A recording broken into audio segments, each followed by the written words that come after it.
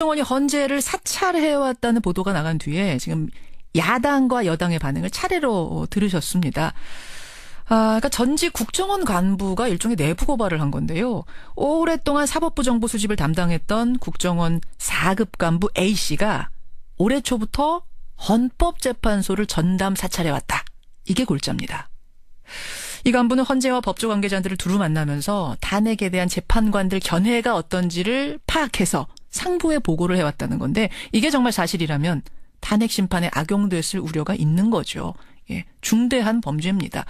국정원 측은 전면 부인을 하고 있습니다만 사안이 워낙 중대해서 저희가 좀 더 깊이 들여다봐야겠습니다. 더불어민주당 송영길 의원 연결을 하죠. 송 의원님 안녕하세요. 네네, 안녕하십니까. 지금 저 문재인 전 대표 캠프의 총괄 본부장도 맡고 계시는 거죠? 네네, 그렇습니다. 예. 그러니까 국정원 직원 A씨가 헌재의 동향을 파악해서 상부에 보고했다. 이게 지금 다른 국정원 전 직원의 폭로인데 뭐를 어떤 식으로 파악했다는 거예요? SBS 한정원 기자의 보도에 따르면 예. 헌법재판관들의 동향이나 그 주변들을 체크해서 이 탄핵 소추 여부에 대한 것을 모니터한 게 아닌가 이렇게 생각이 듭니다. 인용이냐, 이 사람, 이 재판관은 인용이냐, 기각이냐, 각하냐. 또 요 재판관은 어떤 생각을 갖고 있느냐, 요거를 파악했다는 거예요. 그게 가장 궁금한 사항이 아니겠습니까? 청와대 입장에서. 아하. 그래서 아무래도 이런 부분들이 지난번에 김기춘 비서실장 시절에 김명환 민정수석의 메모 같은 걸 보면 예.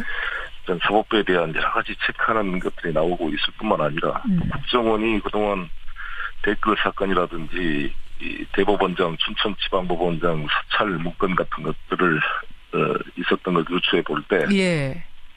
상당히 의심이 많이 갑니다. 예. 그 사찰 문건 여러분 기억하실 거예요. 양승태 대법원장이었죠? 등산을 뭐 어떻게 다닌다. 뭐를 좋아한다. 뭐를 싫어한다. 네. 뭘 어떻게 했다. 뭐 이런 개인적인 정보를 다 취합해서 위에 보고했다는 요 사찰. 네. 근데 원래 국정원이라는 곳은 대공, 대테러 관련된 거 아니면 어떤 국내 정보도 수집 못하게 돼 있는 거죠?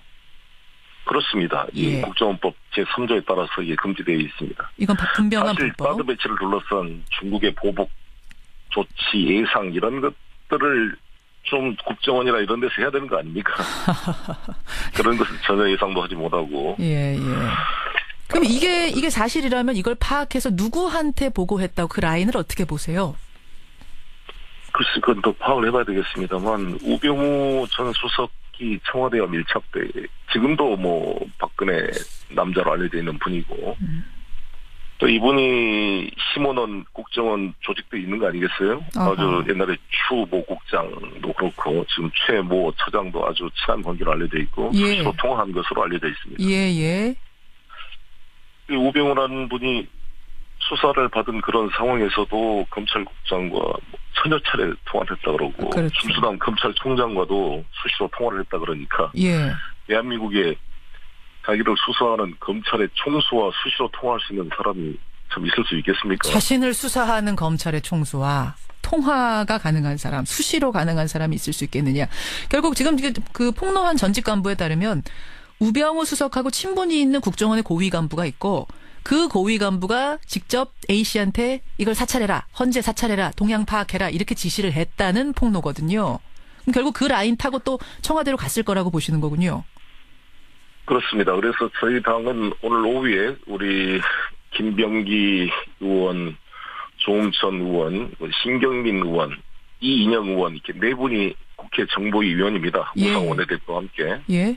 긴급 회의를 열어서 이에 대한 진상 조사를 할 생각입니다. 근데 이거를 이제 파악을 했어요. 어떤 재판관이 어떤 성향을 가지고 있고 어떤 쪽으로 지금 결론을 생각하고 있는가를 파악을 했다 하면은 그걸 어떻게 탄핵 심판에 이용한다는 거죠? 대통령이 직접 임명한 헌법재판관들이 있는 거 아니겠어요? 있죠. 세 분만 반대하면 기각될 수 있기 때문에 뭔가 같이 연결하려고 시도를 하지 않겠습니까? 물론 시도는 쉽지 않겠지만. 그래서 저는 어제도 우리 김문수 전 지사와 KBS 토론회를 했는데 예. 기각을 확신을 하고 있어요. 그냥 분장실에서 이야기했을 때도. 김문수 지사가 이거 탄핵 기각될 거라고 확신하세요? 그렇게 한 분들이 많잖아요. 근데 분장실에서 서로 사적으로 이야기를 해도 예. 무조건 기각될 거라 그래서 이분들이 뭔 정보를 알고나 아니면 뭐 그냥 자신들의 희망사항 아닙니까? 희망사항을 말한 거겠죠. 근데 이런 혹시라도 예. 이러한 이 공작들이 병행되고 있다고 한다면 심각한 문제가 아니겠습니까? 그럴 리가 없겠지만 예. 이번 기회에 이러한 요소들을 차단하는 계기로 삼아야 된다 이렇게 알겠습니다. 생각합니다. 지금 국정원의 반응이 나왔어요. 국정원에서는 전혀 사실 무근이고 이건 명예훼손감이다. 또 뭐 여당도 반응 나옵니다만 아니 한 언론에서 나온 보도가 전부고 그 보도 역시 다른 증거 없이 그냥 전직 국정원 직원 말에만 의존한 건데 이거 어떻게 믿을 수가 있느냐 이건 어떻게 생각하세요? 여러 가지 더 확인을 해봐야 되겠습니다만 그 한 기자도 어제 이렇게 간접적으로 접촉을 해봤는데 예. 뭐 확실한 근거가 있다 이렇게 주장을 하고 있는 것이고 그래서 이번 계기로 더 정보위 차원에서 더 조사를 해볼 생각입니다. 아니 그 기자가 다른 근거가 있다, 확실한 근거가 있다 그렇게 말을 해요. 제가 직접 통화된 건 아니고요. 예. 간접적으로 뭐 듣기로는. 근거가 있다라고 이렇게 주장하고 있다 그럽니다. 추가 보도가 또 나올 수도 있다는 얘기군요. 그래 모르겠습니다. 그 문제는. 예, 알겠습니다. 보통 뭐 다른 근거가 있다고 하면은 추가 보도가 이어지는 게 이제 보통 언론이니까. 5일에 SNS에다가 이렇게 쓰셨어요. 송영길 의원께서. 비밀병기가 나서기로 했다. 앞으로 다가올 조기 대선에 제2의 댓글 공작 못하도록 쐐기를 박아야 한다. 이 비밀병기란 게 무슨 말씀이십니까? 김병기 의원을 이야기하는 겁니다. 김병기 의원 국정원 출신. 네. 뭐 어떻게 쐐기를 박으시겠어요?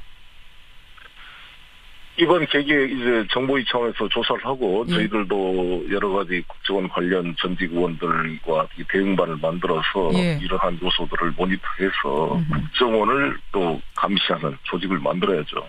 아니 근데 지난번에 사실은 대선 개입 댓글 사건 뭐 있고 나서 이런 거 다 재발 방지책 만들어진 줄 알았는데 아니었어요? 어떠한 제도를 만들었더라도 운영하는 사람이 이걸 사적으로 악용해버리고 실제 우병우가 검찰국장을 수시로 천여 차례 통화했다는 것은 심각한 거 아닙니까? 그렇죠. 대한민국 검사의 인사권을 장악하고 있는 검찰국장과 수시로 사적인 통화가 되고 뭐 공적인 통화라 그러겠지만 총장도 통화되고 자기가 또 그 국정원의 국장을 임명하고 또 차장과도 수시로 통화되는 이런 구조하에서는 제도와 체계가 다 무력화돼 버린 거죠. 무력화시키는 알겠습니다. 네. 그래서 이 청와대 민정수석이나 이런 자리가 최순실 같은 사람이 비선이 개입돼서 이런 시스템을 다 무시해버리고 돼버리면 국가 체계가 다 사유화돼버리고 무너지는 거죠. 그렇죠. 이 부분 뭐 아직은 의혹입니다만 이게 사실이라면 정말 중대한 사건이어서 좀 철저하게 밝혀주시기를 부탁드리면서 송영길 의원님 시간 별로 없지만 사드 얘기 좀 잠깐 하겠습니다. 사드 부지 제공한 롯데그룹에 대한 중국 내 그 제재 압박 수위를 넘어가고 있는데 지난 1월에 중국 다녀오셨잖아요.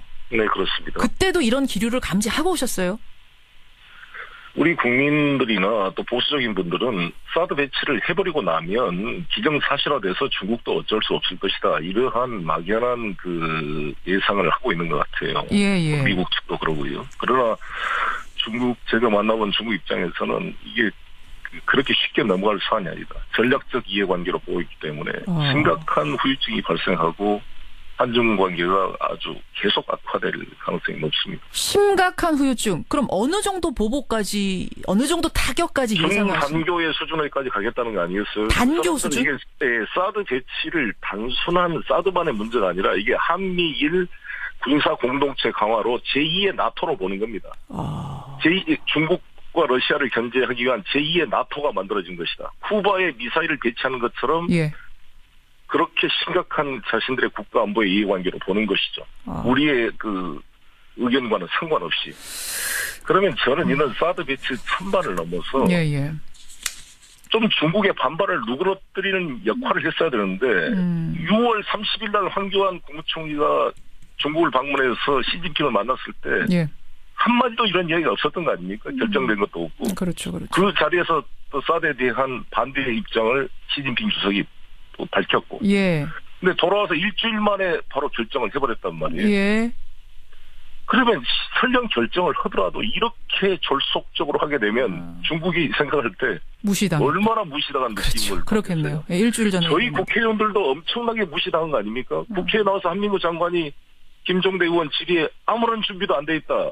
논의된 바 없다 이렇게 해놓고 예. 바로 돌아가서 결정을 했으니 이게 정상적인 국방부 장관도 소외된 최순실이나 어떤 비선에 의해서 급작스레 결정된 게 아닌가. 록히드 마틴의 로비가 있었던 것이 아닌가. 이런 의심을 할 수밖에 없는 것이죠. 할 수밖에 없는 상황. 이번 사드 배치로 가장 이익을 볼 사람은 록히드 마틴 회사이고요. 네, 알겠습니다. 두 번째는 일본이고 세 번째는 북한이라는 거 아니겠습니까? 하하, 예. 우리에게 가장 중요한 것은 북한의 6차 핵실험을 막는 것이고 ICBM 개발을 막는 것인데 그것을 막을 수 있는 힘은 그래도 중국에 있습니다. 중국이 지금 유엔 결의안 2270, 232를 나름대로 지키고 석탄 수입량도 제한시키고 성의를 나름대로 보이고 있는데 예. 사드 배치로 중국을 이렇게 발로 쳐서 한중 간의 관계가 벌어지고 미중 간의 관계가 벌어지면 예. 북한은 이때가 기회다 생각하고 6차 핵실험을 도발할 수가 있거든요. 알겠어. 그런 의미에서 북한도 도운 셈이 됐다. 근데요. 송영길 의원님.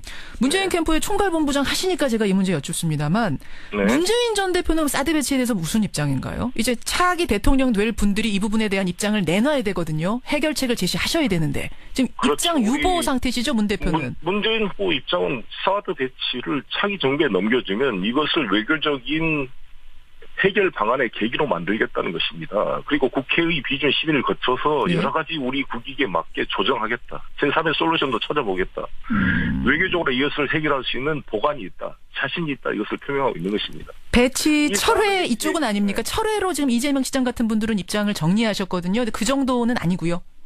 철회라고 단정할 수는 없죠. 왜냐하면 이게 차기 정부에 와서 이것을 외교적 카드로 쓰는 핵심은 중국에 가서 북한 6차 핵실험을 막아라라고 압력을 넣어야죠. 그리고 핵이 더 이상 악화되지 않도록 모라토리움을 끌어내릴 수 있는 중요한 수단이 사드 배치가 될 수가 있습니다. 이 논란이.